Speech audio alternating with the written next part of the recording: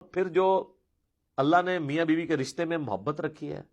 جو اللہ نے اس رشتے کے اندر سکون رکھا ہے، اور جو یہ کمپلیمنٹری رشتہ ہے اولاد کی جو اللہ نے نعمت رکھی ہے اس کے بعد، اور ایک زندگی کا ایک مقصد ہو جاتا ہے۔ یقین کریں جب تک ہماری شادی نہیں ہوئی ہوئی تھی نا، مجھے صحیح طرح یاد ہے، ہمیں کو پوچھتا تھا نا کہ شادی ہوئی کہ نہیں، تو ہم فخر سے بتاتے تھے کہ نہیں ہوئی بھی،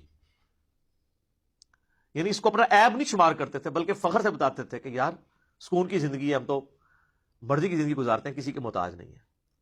لیکن شادی کے بعد، اور یہ پوری ابھی آلموسٹ 15 سال سے زیادہ زندگی شادی شدہ میری گزر چکی ہے، مجھے یہ چیز آئیڈیا ہوا ہے کہ کتنے بیوقوف تھے ہم لوگ،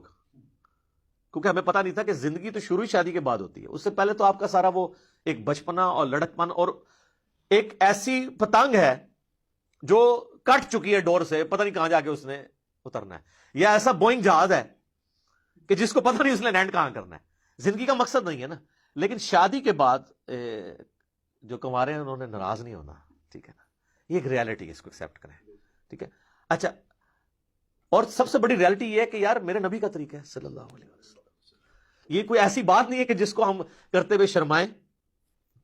سب سے بہترین طریقہ تو وہ ہے نا، خیر الہدی ہدی محمد صلی اللہ علیہ وآلہ وسلم،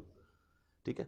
تو ویسے یہ کہتے رہے جی کہ وہ صوفیاء نے نہیں شادیاں کی ہیں جی، وہ مائی رابعہ بصری نے پوری زندگی شادی کی نہیں ہے، اور پھر عجیب و غریب ان کے واقعات لکھے ہوئے ہوتے ہیں انہوں نے کہ جی وہ ان کے پاس آ کے ان صوفیاء درس لیا کرتے تھے ان سے، تو ان کو تو وہ حسن بصری جاتے تھے، فلانا جاتا تھا، فلانا جاتا تھا، اور وہ کہتے ہیں ہمیں تو پتہ ہی نہیں چلتا تھا ہم کسی عورت کے پاس گئے یا مرد کے پاس گئے ہیں، سب کہانیاں کراتے ہیں، بالکل جھوٹ بولتے ہیں۔ پہلے تو یہ واقعات ہی غلط ہیں، اور دوسرا اگر ہو بھی تو یہ سب کے سب یہ جو کہتے ہیں نا پاکیزہ محبت اور رسپیکٹ کا رشتہ، اور یہ جی وہ نہیں جی کبھی گندا خیال نہیں لایا جی ہم تو استاد اور شاگرد کا رشتہ، اور بعد میں جو یہ کام ڈال رہے ہوتے ہیں آپ کے سامنے، ٹھیک ہے نا جی۔ تو یہ صرف بات کرنے والی ہے، پریکٹیکلی مشکل ہے۔ تو اللہ تعالیٰ نے اس زندگی کے اندر ایک لذت رکھی ہے، اس زندگی کا ایک مقصد رکھا ہے، اور وہ مقصد اسی وقت اچیو ہوگا جب آپ ایک شادی شدہ زندگی گزاریں گے۔ اس کے بغیر تو سر زندگی بہت لمبی ہے، کٹ ہی نہیں سکتی، اور اللہ نے دنیا میں یہ سلسلہ رکھا ہی اس لیے ہے، ورنہ تو آپ جیسے سمجھدار لوگ اگر دنیا میں پیدا ہوئے ہوتے تو آج دنیا کی آبادی 7-8 ارب تو نہ ہوتی، کب سے دنیا ختم ہو گئی ہوتی ہے۔ اور جو اللہ تعالیٰ کہتا ہے کہ ہم نے مرد و عورت کے ذریعے ایک سلسلہ زمین میں پھیلایا ہے، تو یہ تو اللہ تعالیٰ نہ پھیلاتا، اس لیے اللہ تعالیٰ نے ان چیزوں کو کس طریقے سے آپس میں کو ریلیٹ کیا ہوا ہے، اور کس طریقے سے یہ سارے معاملات کمبائنڈ ہو کے ایک مشترکہ کاز کو کمپلیٹ کر دیں۔ اور جہاں پہ خاندانی نظام ٹوٹ چکا ہے، آپ ذرا یورپ اور امریکہ میں دیکھیں، وہاں پہ تو لوگ مرد مخلص بیویوں کے لیے ترستے ہیں، جو کوئی بیچ میں شریف ہوتے ہیں، شریف عورتیں مخلص خامدوں کے لیے ترستے ہیں۔ ہمارا سب کانٹیننٹ میں تو اللہ کا شکر ہے، ایک تو ہماری ریلیجن کی برکت سے، دوسرا ہمارے کلچر کی برکت سے، یہاں پہ تو ایک میاں بیوی کا رشتہ واقعی ایک رشتہ ہے، ایک ریسپیکٹیبل رشتہ ہے، اور وقت کے ساتھ ساتھ ایک مضبوط رشتے کے طور پر جو ہے وہ ایوالو ہوتا رہتا ہے، ایک مضبوط بانڈ بنتا ہے، اور اتنا مضبوط بانڈ اور کسی رشتے میں پاسبل ہی نہیں ہے۔ اس لیے اسلام جب بھی ایڈریس کرتا ہے تو میاں بیوی کا ریلیشنشپ، آپ دیکھیں نکاح طلاق کے مسائل قرآن میں پوری جو آئلی زندگی ڈسکس ہوئی ہے، حتیٰ کہ رسول اللہ کی بیویاں ڈسکس ہوئی ہیں، پورے قرآن میں مجھے دکھائیں نبی الاسلام کے ماں باپ ڈسکس ہوئے ہوں، آپ کے رشتے میں بہن بھائی ڈسکس ہوئے ہوں، کزنز، پورا آپ کی بیویوں کا ڈسکشن ہوئی ہے، آپ کے گھر، آپ کی فیملی، ٹھیک ہے۔ تو یہ اسلام نے خاندانی سسٹم دیا ہے، اور اسی کے اندر اسلام بلیو کرتا ہے اگر کوئی اس سے ہٹ کے زندگی گزارتا ہے تو اس کی زندگی جو ہے نا، وہ ہم یہ نہیں کہتے کہ وہ کفر کی موت مار گیا، لیکن ایک بہت بڑے دین کے حصے سے محروم رہا، اور جس کی وہ کمزوریاں پھر دنیا کے اندر فیل کرے گا۔ اور وہ ظاہر ہے کہ جب تک کوئی شخص مجھ سے مزاج نہ ہو اور اس چیز کو ایکسپوز نہ کرے تو آپ کو پتہ نہیں چل سکتا، ورنہ کہنے کو تو لوگ کہتے رہتے ہیں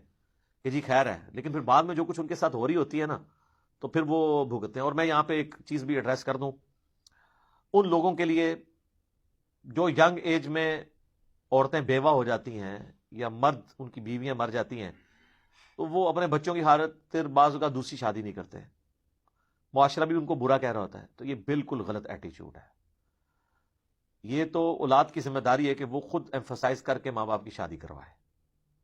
اور یہ یہاں پہ عیب سمجھا جاتا ہے۔ عرب ملکوں میں آپ دیکھیں 60 سال کی عورت بھی اگر بیوہ ہوئی ہے نا، تو جیسے عدت پوری کرتی ہے اس کے رشتے آنا شروع ہو جاتے ہیں۔ یہاں تو آپ سوچ بھی نہیں سکتے، کوئی رشتہ لے کے آ جائے تو آپ تو سر پاڑ دیں، اور بچے شادی شدہ ہوتے ہیں، بال بچوں والے ہوتے ہیں، وہ خود اپنی ماؤں کے یا اپنے باپ کی شادیاں کروا رہے ہوتے ہیں. باپ کی شادی تو یا پھر بھی کوئی امیجن کر سکتا ہے، ماں کی شادی کو سوچ سکتا ہے کروائے، لیکن عرب میں یہ چیز نارمل ہے، کیونکہ وہاں پہ اس چیز کو عیب نہیں سمجھا جاتا. ہمارے یہاں پہ ریلیجن کے ساتھ ساتھ کئی ایک کلچرل چیزیں عجیب و غریب قسم کی داخل ہو گئی ہیں، اور جس کی وجہ سے بڑی مصیبت کھڑی ہو جاتی ہے ایسے لوگوں کے لیے. تو مجھے بتائیں، ہندوؤں میں جو یہ رسم تھی کہ اگر کسی کا خاوند مر جاتا تھا تو ستی کی رسم تھی، عورت کو بھی اس کے ساتھ ہی اس کی چتا جلا دی جاتی تھی. تو کسی طرح کا کام تو آپ بھی کر رہے ہیں کہ جب ایک جوان عورت بیوہ ہو جاتی ہے تو اس کے ساتھ شادی کرنے کے لیے کوئی تیار نہیں ہوتا، یا اس کی شادی کروانے کے لیے نہیں کوئی تیار ہوتا، تو ایک طرح کی تو آپ نے بھی اس کی چتا کو آگ لگائی دی ہے، پوری زندگی کے لیے اس کا آپ نے ایک مشکل میں ڈال دیا. کسی حد تک تو یہ بھی ہو رہا ہوتا ہے نا. تو یہ اس چیز کا تلخ پہلو ہے، اس لیے میں نے چاہا کہ اس کو بھی یہاں پہ ایڈریس کر دوں. باقی یہ ہے کہ جی جن کی شادیاں نہیں ہوئی ہیں، اللہ تعالیٰ جلدی جلدی شادیاں کروائے جی ان کی، اور جو شادیوں کی آزمائش سے گزر رہے ہیں تو اللہ تعالیٰ ان کو اس آزمائش میں کامیاب کرے. یہ تو اللہ نے آزمائش کا ذریعہ رکھا ہے. ٹھیک ہوگا جی. ٹھیک ہے.